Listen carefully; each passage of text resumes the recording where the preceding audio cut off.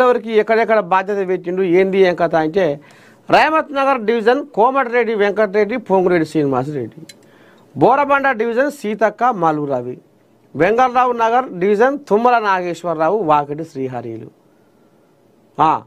సోమాజిగూడ డివిజన్కు శ్రీధర్ బాబు అడ్లూరి లక్ష్మణ్, షేక్పేట డివిజన్కు కొండ సురేఖ వివేకు, ఎర్రగడ్డ డివిజన్కు దామోదర రాజనరసింహ జూపాలి కృష్ణారావు, యూసుఫ్గూడ డివిజన్కు ఉత్తమ్ కుమార్ రెడ్డి పొన్నం ప్రభాకర్. ఇగో వీళ్ళని ఒక్కొక్క డివిజన్కు రెండు రెండు కోజాగర పెట్టిన జత, ఒకటి దాపడేద్దు ఒకటి ఒలపడేద్దు అన్నట్టు. మొత్తానికి మీరు ఏం చేస్తారో ఏం కథో.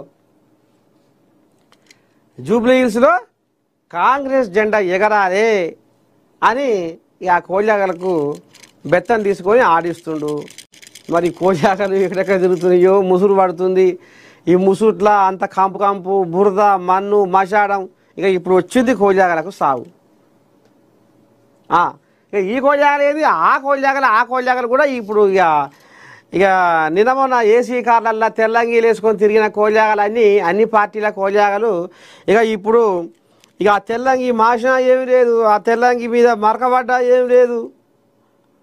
ఇక కుర్రో ముర్రో అనుకుంటా సందు బొందు మొత్తం గాలి ఇవ్వాలి. ఇప్పుడు ఈయన దగ్గరగా వానదేవుడు తయారయ్యిండు.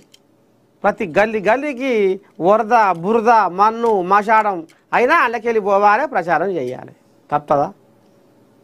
తప్పది.